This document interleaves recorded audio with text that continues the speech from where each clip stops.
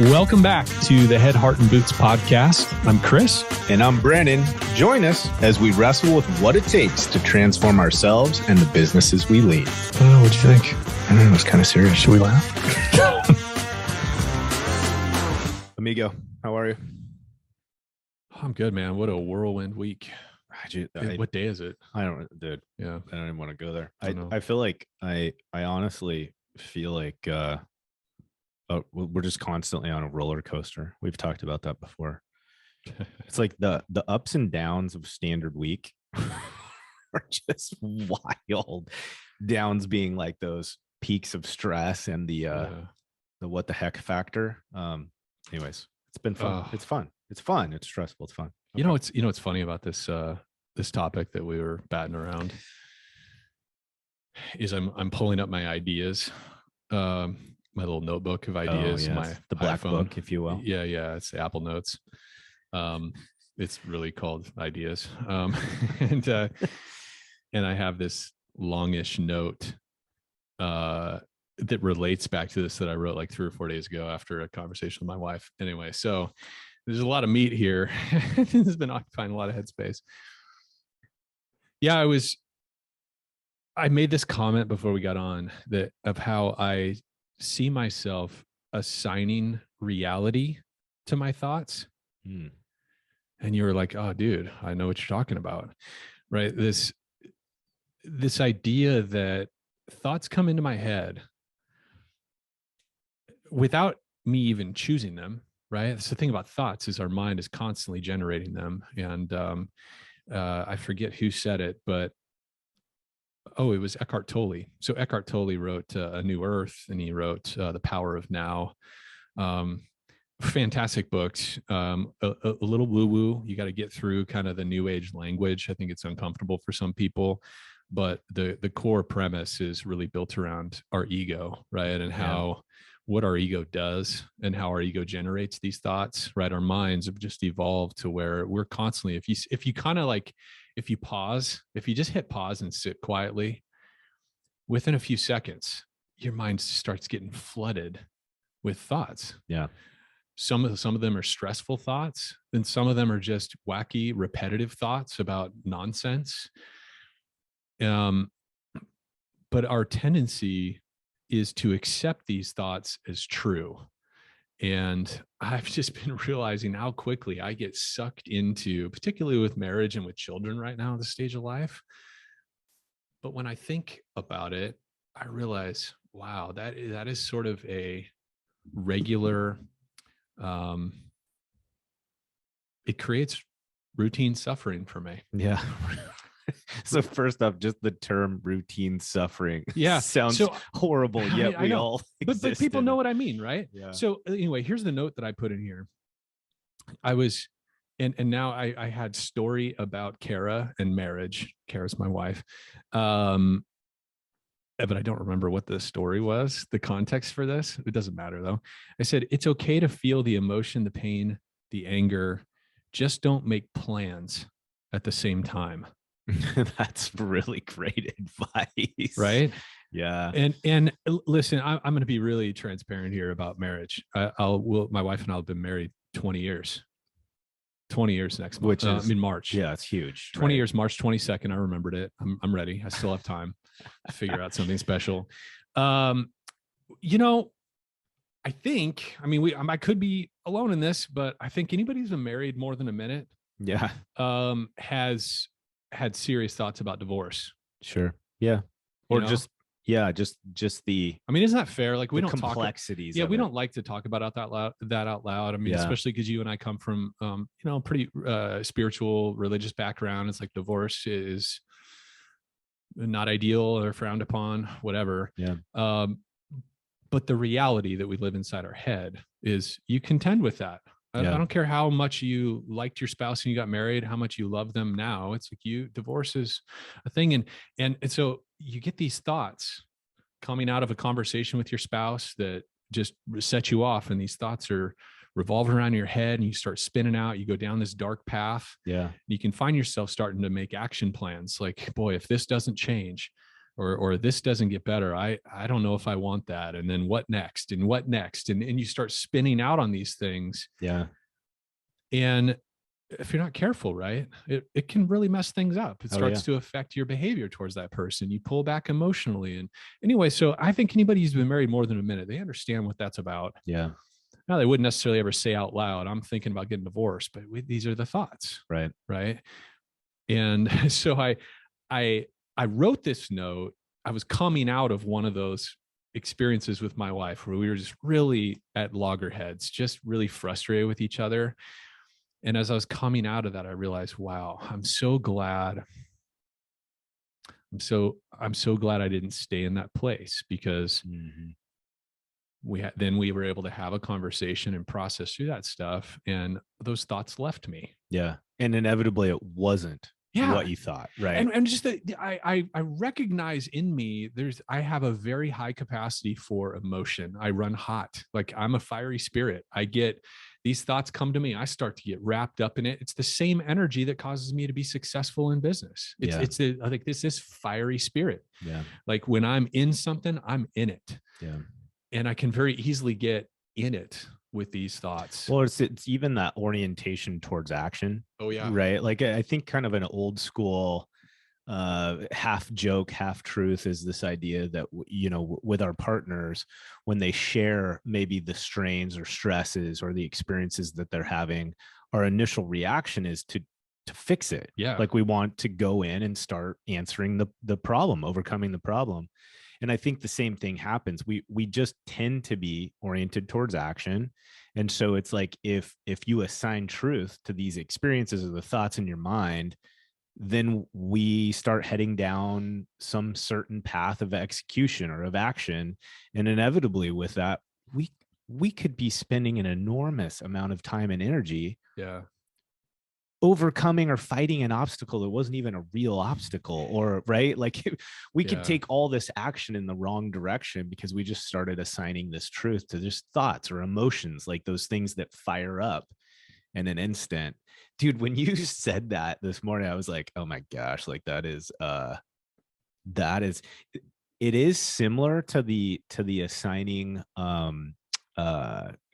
oh crap, what is the term? Like assigning your identity to certain things. It's the same idea almost, where we make something fact when it isn't yet, perhaps, right? It's just a thing that we're wrestling with.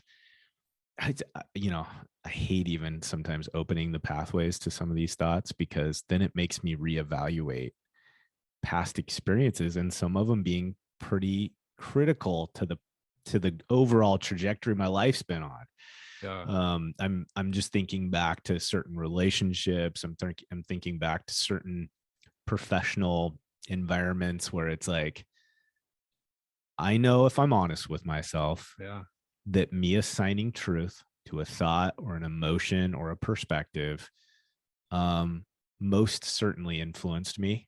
It caused you to take action that, in hindsight, wasn't the best course of action. Yeah. Or in cases where it's just in question. Yeah. I don't know. Yeah. And I'm not saying I would hit rewind or I'd do it differently, but I think that there is some power in stopping and thinking about that, man, I may have taken a course of action that was not necessarily built on real truth. Yeah. Right. So I wrote some more. I wrote, so it's okay to feel the emotion, the pain, the anger, the whatever. Just don't make plans. Yeah. It's don't just let yourself feel the things.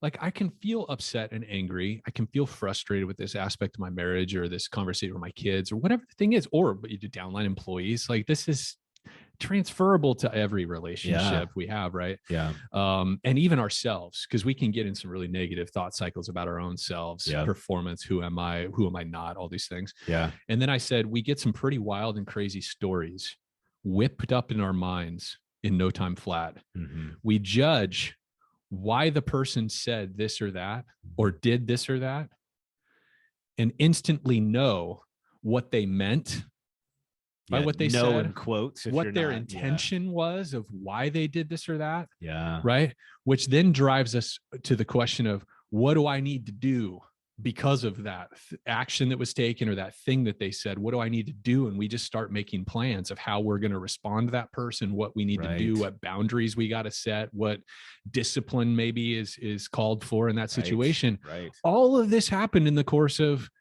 it started in the course of 60 seconds. We're reacting to a thing, and then these stories just start forming. And instead, I wrote, what would happen if we just paused and felt the emotion we were having and then consider the rest later?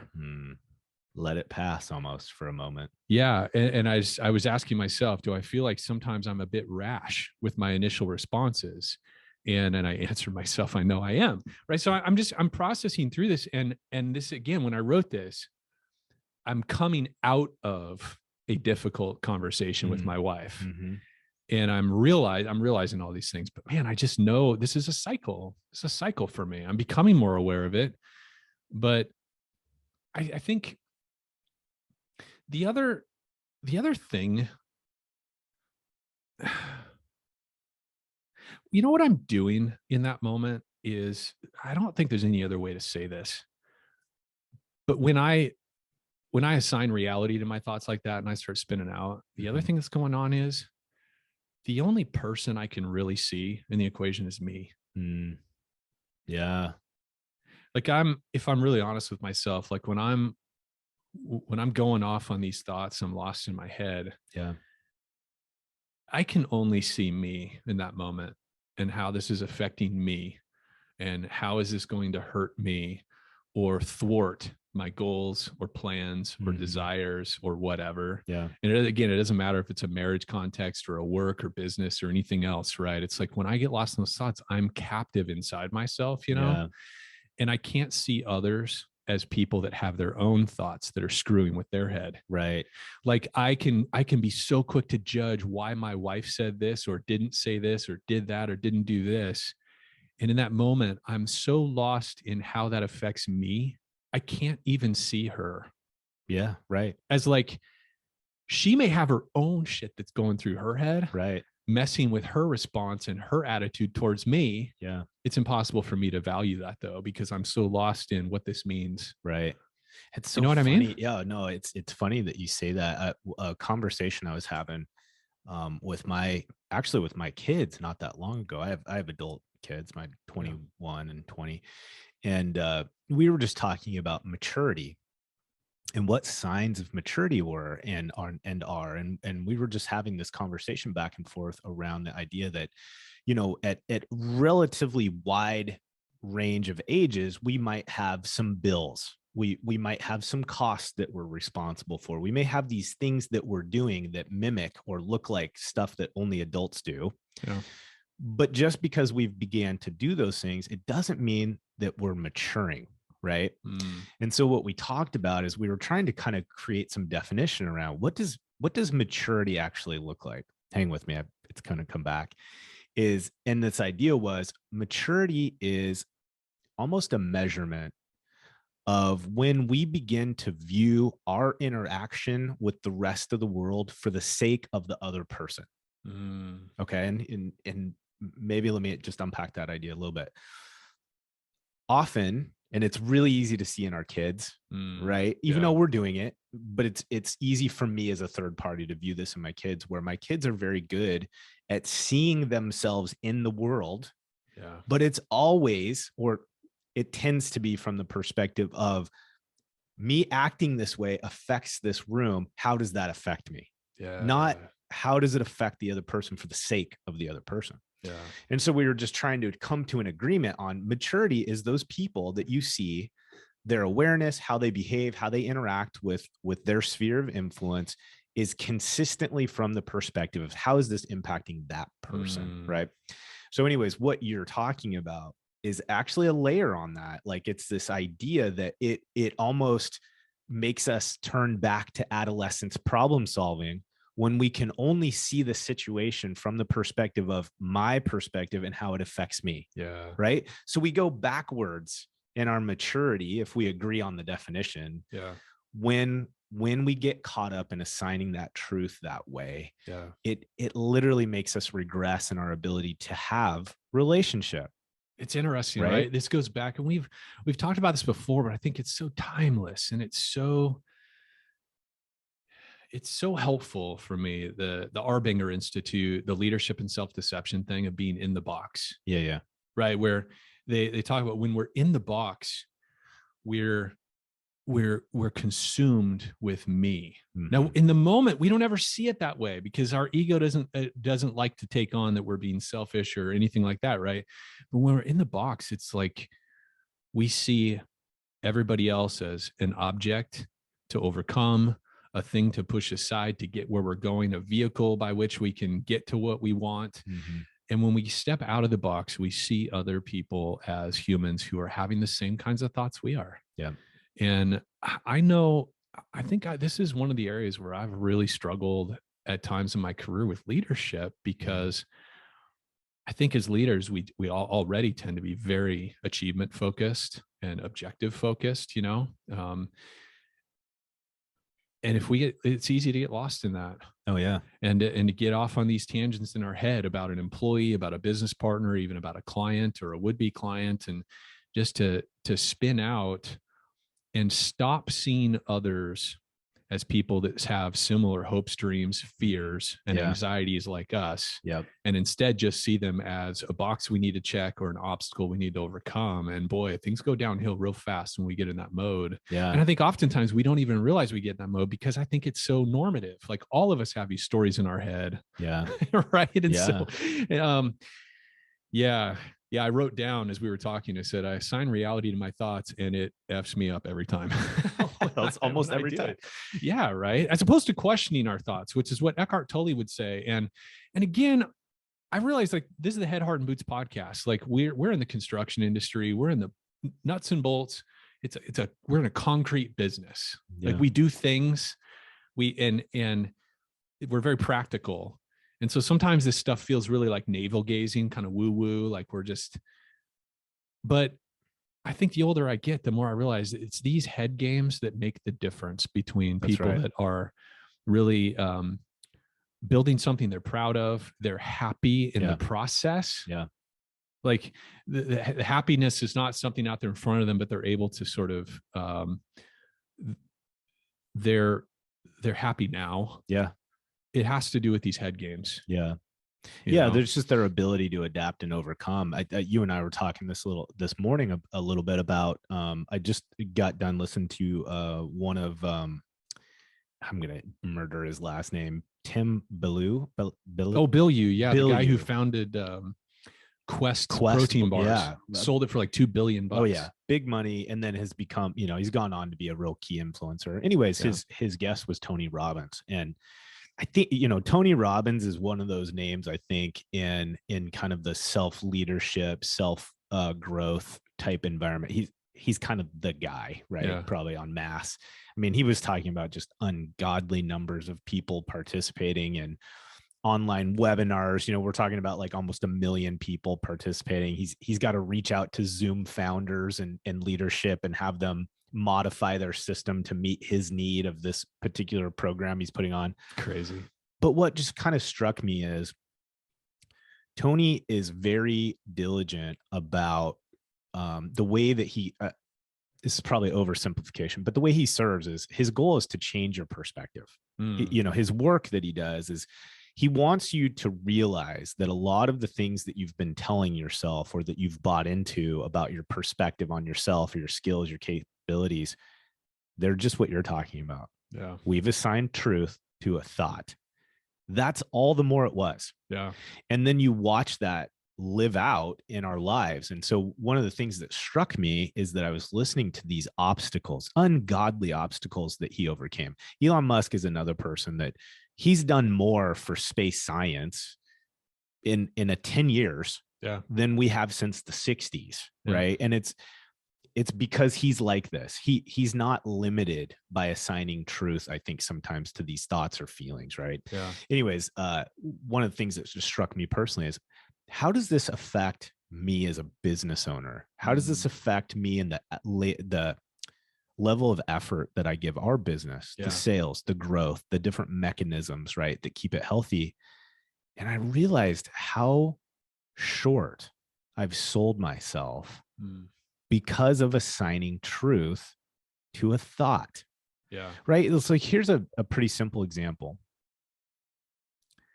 How many of us have a business that's virtually looked about the same for the last 2 to 3 years? Mm. Same problems, same frustrations.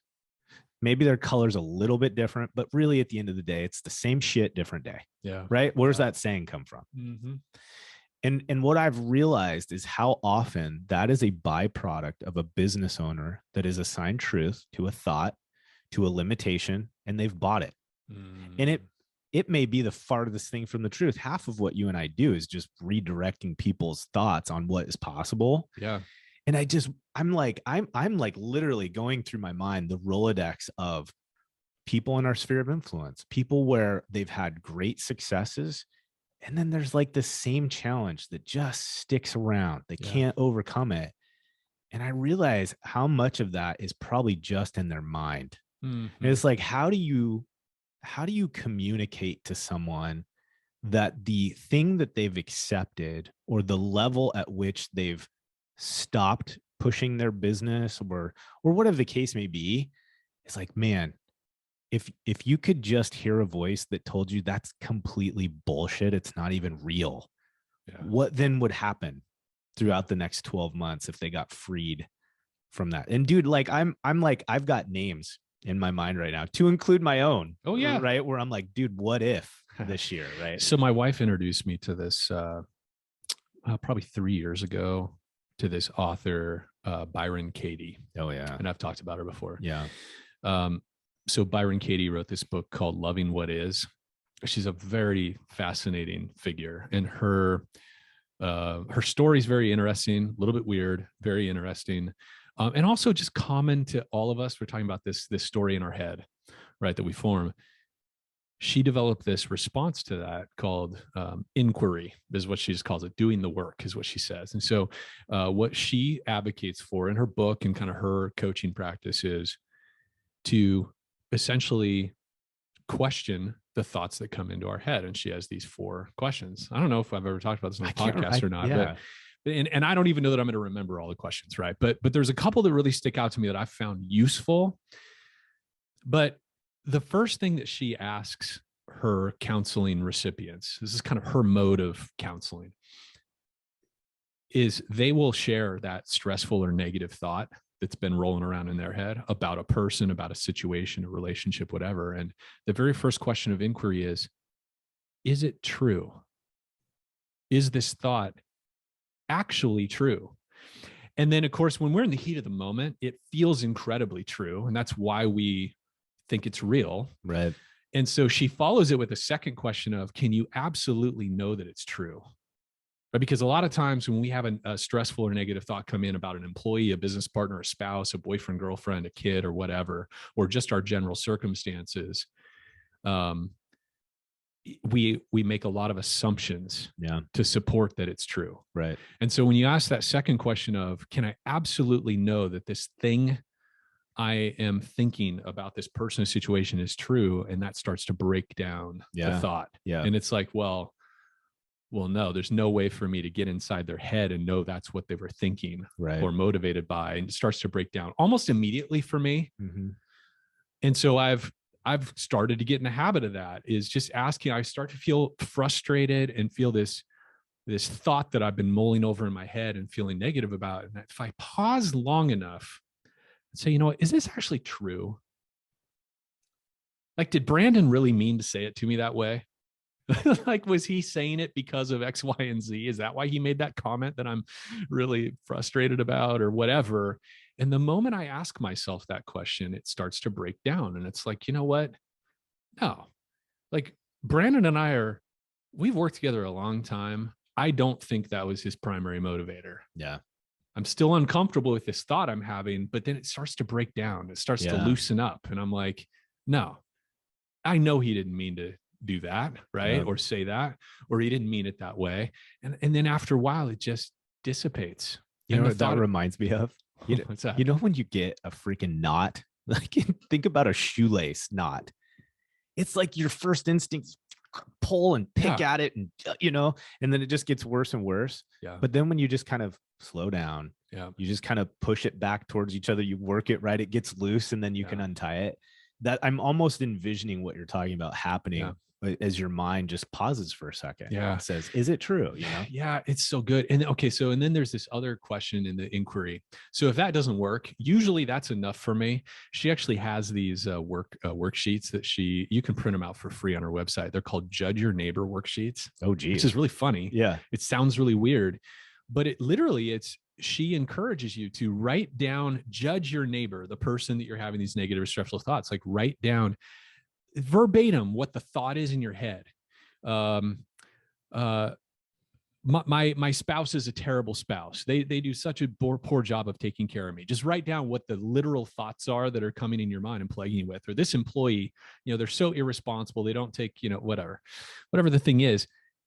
And even just the act of sometimes saying the thought out loud, because you're subconsciously processing this shit most of the time, right? It's just like these thoughts are tumbling around in your head in the midst of all the other stuff you're doing in the day, right? So I'm not saying that all of us consciously think about these things obsessively, but I think everybody knows what I'm talking about, right? Yeah. And when you just pause a moment, you say, wow, part of me is just really wrapped around the axle on this situation or this person, this conversation. Just the act of noticing it starts to make it dissipate. But if that doesn't work, she has another question. And she says, right now, who would I be in this moment without that thought? Like if I wasn't thinking this thing about my spouse or my employee or my business partner or my peer, who would I be in this moment if I wasn't thinking that thought? That's a really powerful consideration. Yeah. Because I have all these negative emotions, anger, frustration, or potentially embarrassment or shame or whatever it is that I'm contending with. Yeah. Who would I be if I didn't have those things going on inside me? Well, I'd be calm. I'd be collected. I'd be more discerning. Yeah. I'd probably have better critical thinking. I would be less stressed. I would feel more accepting or loving toward that person, right? All these things. Yeah. So it's an interesting, mental exercise. All of this point. So I was listening to I know this is kind of a circuitous path here that we're taking, but I was listening to. Okay, dude. All right. You gonna stop me? What path are we taking? Okay. All right. Circuitous. Wow. Great job, Mr. Scrabble. You know what? I'm just gonna own this. I was always one of the best spellers growing up, and I had a good vocabulary. I guess I'd read a lot when I was a kid. Yeah, well played on that. Anyway, one. All right, whatever. So we're taking the circuitous path, and I think it's the first time for me. I'm glad I don't know. I'm glad you like that. I half said it for you. Really resonates with me. Inside. I'm sorry. Go ahead. Oh, we all have different roles. So I'm listening to this Knowledge Project podcast, and he had Mark Andreessen. So Mark Andreessen is the founder of I think he's the managing partner of Andreessen Horowitz, which is one of the most successful, prolific venture capital firms in Silicon Valley of all time. They have an office in New York, and they have an office, blah, blah, blah. Ben Horowitz is his partner, also very fascinating. But I'm listening to Mark Andreessen talk, and this is a guy he was an investor in Google. They were an investor in all of the big brands that we see today over the last 20 years. Andreessen Horowitz has probably had an investment round in. When I listen to how this guy talks, there's a thoughtful, kind of dispassionate tone to his voice where he's able to really, when you hear him talk, even about political matters and just like the current events of the day and the things that are affecting his businesses and his investments and what's happening in the business world, you can just tell he doesn't identify with the challenges or anything. He's able to just look really clearly, and it's almost like he can argue both sides of a thing. Like Lex Friedman's another podcast that I really love to listen to. And these guys are so like, they're so nerdy and they're so smart, you know, but he talks about being able to steel man any argument, like to be able to look at both sides and argue for both sides of a situation. And I see that in a lot of leaders I admire. They really, it's valuable to them to be able to really look at both sides of a situation with understanding. Yeah. And I see that in a lot of the leaders I admire, where they're dispassionate in that way. It doesn't mean they're not passionate about things. Yeah. But when it comes to conflict or problems or challenges, they're able to really dispassionately step back, get out of their head and look at both sides. Start thinking about honestly. It. Yeah. Yeah. Just to honestly say, okay, what's happening here? Yeah. What are people feeling on both sides of this? What's impacting this interaction, this relationship? And then thoughtfully move forward. Yeah. And I'm like, man, I want to be more of that. Yeah. Like there's something very attractive to me when I listen to a guy like Mark Andreessen and frankly, Shane Parrish, who runs that. It's one of the things I'm attracted with him is he's dispassionate in the way of he's always a learner. Yeah, sure. You know? Yep. Well, and I think what you're hitting on is there's an opportunity for us to experience a really limited tool set for problem solving when we're just subconsciously being led through that, right? Like what you're talking about. Because I mean, I'm even thinking about what are some of the thoughts that we're all having right now that we've collectively assigned truth to.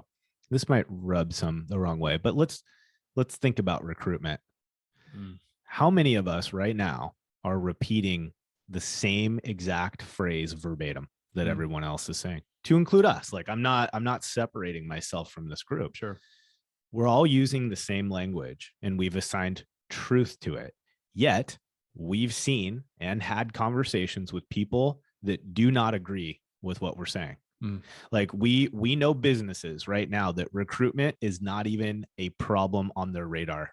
Yeah. Now, are we saying that collectively nothing's changed about the recruiting and hiring environment? Absolutely not. But see, here's the difference with this. And I'm just trying to even use some of our own experiences with this. If I assign truth to my first thought, my gut reaction to hiring right now for key staff at the tech level, I'm buying the same message. And the message is you can't find good people right now. Yeah. Oh, okay. Well, I'm just going to stop trying. People don't like to work hard anymore. Yeah. People don't like to work hard anymore. No one wants to do anything within the trades. I've said all this. I've said all of it within the last 48 hours. Nobody's coming into the trades anymore. We have this big problem. Yeah. Now, are there elements of that story that are factual? Yes, for the most part. Yeah. But look what happens to our problem solving capacity. And most of this is probably happening on a subconscious level.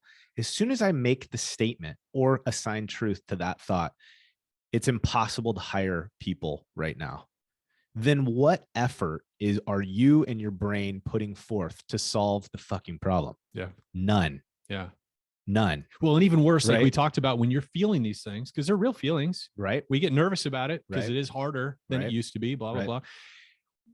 When we're in that, we start to make plans. Yeah, there we go. We make the wrong plans. We make the wrong plan. Yeah. Right? And some of those plans look like kind of giving up. Right? Yeah. Whereas I'm watching, I mean, going back to that Tony Robbins comment, like one of the things that was blowing me away by what he was talking about were these unbelievable obstacles that they had to overcome. Yeah. Well, if he assigned truth to every thought that he had, it would have been impossible, or something would have taken 9 months. Instead, they turned it out in 9 weeks. Yeah. Like what people can accomplish. And this is going back to what you're talking about with key leaders. Most of the time, these leaders have changed the environments that they're operating in because they don't assign truth to a thought and they let that truth breathe, or they let that thought breathe a little bit. And they ask questions. They don't attach their identity to it. Next thing you know, when you look at the toolkit that they have available to solve problems, it's huge. Whereas you've already limited to either one choice or no choice. Yeah. By us assigning this cold truth to a thought, right? It's very interesting. It's very interesting. And look at our ancestors, right? Like there are always, no matter the circumstances, world wars, famines, disease, there's still winners. Yeah.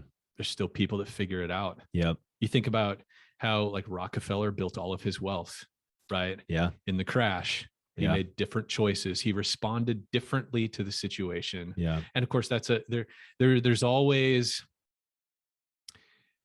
advantages, right? Sure. That the winners have, but Yeah. it usually, there was a different mindset, a different response, Yeah. right? It was choosing to look at the circumstances differently. Yeah. That allowed them to derive different outcomes, Right. when everybody else was languishing in the reality they chose to. And now this is not like again, this isn't a woo-woo deal where it's like manifesting. No, it's like yeah. we're just gonna say what we want, Right. and if we just say it enough, we're gonna create this different reality. Right. And I'm not even saying that maybe some of that psychology is wrong, but that's not really what we're talking about. I think what we're really talking about is just taking a moment, creating some distance between these stressful negative thoughts we have, and just giving a little bit of pause to consider them. Yeah. Oftentimes is enough to gain perspective. Oh yeah. And to see the other option. Yeah. It's like, okay, who would I be in this moment without this thought? Well, I wouldn't be stressed out. Okay, well then what's the value of me being stressed out about this? Mm-hmm. And you start to break down the thought and you're like, okay, all right, there's probably some other things I can do here. Yeah. I have maybe more control than I'm letting on. Yeah. Like I have more agency in this situation than I was previously thinking. I was in more of a victim state of these things are happening to me. These employees are doing this thing to my business. These business partners are treating me in a way that I don't like. And you move away from those thoughts and you're like, okay, all right, I have control of myself. What do I have control over, and what options do I actually have? And you discover I've got other options of how I'm going to respond to this. Yeah. I love it. I think in a lot of ways, it's funny. Like so many of these conversation topics are themes, and the themes tend to kind of interconnect with one another. I remember years and years ago, we really kind of started adopting the use of and training with this QBQ, ask the right question, taking ownership. Excuse me. And what was really interesting about that is just this. I think it's very similar in lines of the things that we're talking about right now, where it's just this idea of keeping more options available to you in your choice making when you approach something from the right perspective, from the right direction. And how as soon as we buy into these very limiting thoughts, and again, like you said, there is truth in these. There are facts that you're dealing with. It's just not allowing those facts to overlay the whole conversation or the whole obstacle. And a big part of that whole QBQ and taking ownership for yourself is approaching things from that perspective of, I can talk about the facts of the situation, but I'm going to stay away from this limiting victim mentality that removes my choice making capacity, that removes my ability to address the problem, to affect change in it. Because as soon as we show up already defeated, and I'm not saying this is the only thoughts that people have, but honestly, the downside is predominantly driven by these limiting thoughts. That's that same idea though. It's just if you take all the tools out of the toolkit, then what are you left with? No options, right? But you're left with anger, command control, right? Yes. Right. Like domineering. I mean, it's like we have other tools in the tool set. It's just that there's a whole different set of consequences, right? That those things bring. Yeah. No, this is a good one, man. It's an interesting topic. It's funny too, because I think these are the kinds of discussions that I know for me, I need to hear this stuff over and over and over, right? Because it's like we have this, we were talking about these patterns that happen. It's like we'll have a thought or an exchange or have an interaction with somebody that brings up some point or key topic or whatever. And then it feels like for the next 2, 3, 4 days, there's just all this repeating content that comes at you or that you experience. God knows that might be Google driven. Anyways, what I like about that is that this is one of those things where it spurs change in me. Like hearing that Tony Robbins thing made me just relook at our business. Like, what are we going to tackle this year what limiting thoughts have we adopted? What truths have we assigned to some of the things that we've considered? Yeah. And how is that slowing us down and or speeding us up? And there's like this burst of energy I get of, okay, F that. Like, okay, I'm gonna retract some of these truths that I've assigned to it. I'm gonna think about it openly. You and I are gonna have a dialogue. Right. And all of a sudden we're gonna realize there's these new tools in our toolkit to solve problems with, and how exciting that is. But I also know inevitably 90 days, 120 days. Yeah. We're going to encounter. I'm going to be back in that zone a little bit. Yeah. Right. And then I'm going to need that reawakening again to get the fuel back. Yeah. It is like it's a discipline. It is. It's disciplining our mind. Yeah. I think, well, I see it. I see, you know, and who knows? I don't know Mark Andreessen outside of this. I don't know Shane Parrish, and we don't know Elon and stuff, like what their personal lives look like. But it seems that there's a pattern that you can get to a place where you've developed that discipline enough to where that's your default response. Yeah. I think that's what, you know, that's what I want. Yeah. I want it to be more of my instinct. Yeah. To question my thoughts. Yep. And I'm not quite there. I'm not there. Yeah. Yeah. Same. But I'm becoming more aware, and it feels good. Like I just feel like it's I'm in a healthier season of life as I'm starting to think of this stuff and notice it more quickly. Yeah. Versus it languishing and kind of spinning out on some of these negative thoughts or themes or stories in my head. Yeah. I'm able to snap out of it a little sooner. Right. When I'm in that discipline. Yep. I agree with that. You know, and same thing I've noticed with my wife and I, it's been really great, because whereas something used to kind of percolate negatively in our relationship for a week, you know, we get in these kind of week-long cycles, and then we have a good talk, and then we get through it, and then we kind of dip back into that cycle. It's with both my wife and I adopting more of this discipline. Now it's down to like, we'll have a bad day. Yeah. You know, or maybe a couple days, and then we'll get through it, and we'll talk through it. We'll clear the table of these thoughts that we've both been having. Right. So it happens faster, and it's like, okay, there's more health there, you know? Well, and I think a big part of this, and it's probably true for a lot of the things that you and I chat about or wrestle with, is that so much of, so first off, it's kind of like you have to be comfortable with the fact that even as we're developing and growing as individuals, there's going to be these cycles. There's going to be times where we just kind of slip back into old patterns, or it's like that discipline weans for whatever reason. And this is why I think it's so critical for us to be better at surrounding ourselves with the right kind of sphere, is because there's going to be, it's kind of like my wife and I are rarely firing on all cylinders at the same time. Right. Like there's normally, it's like, if I'm having a rough week, thankfully, a lot of times my wife has really got some stuff handled. Yeah. And maybe vice versa. Business wise, you and I have talked about this very openly before. It's not very often, I would say, that you and I both are like, just all cylinders are fired up and we are just grinding away. Yeah. There's this give and take. Where it's like, because of scenarios, family life, the things, like you might be down a cylinder or two, but I'm strong that week, and vice versa. Yeah. And there's something really powerful about that sense of community. And I think by us saying, hey, it's inevitable as we try to work through some of these things, add new tools to the toolkit, we're going to be having moments of slipping or a cylinder not firing. And then what does it look like for me to have friends, business partners, peers that are conscious of this stuff, that are thinking about it, that are trying to engineer their life a little bit more appropriately, and then can they be there for me, and vice versa? When inevitably I slip back in, somebody just to wake you up and say like, bro, like stop being a victim, like pull your head out of your ass. And it's like, okay, I needed that. All right, here we go again. Right. So I don't know. It's a good topic, bro. I think this was good. So do we have a summary somewhere? Like what? Oh gosh. Do you want pressure to do a summary? How about I do a summary? Yeah. You want me to do a summary? Yeah, let's do it. Okay. Yeah. So I think we all have these negative and stressful thoughts. And I think what we're suggesting from our own experience is it's worth taking an inventory of that and saying, okay, is this something that happens for me too? I'm pretty sure it does. So we have these universal negative and stressful thoughts. They feel very real, whether it's our marriage or our business or anything else. And we talked about the value, like Byron Katie, questioning those thoughts.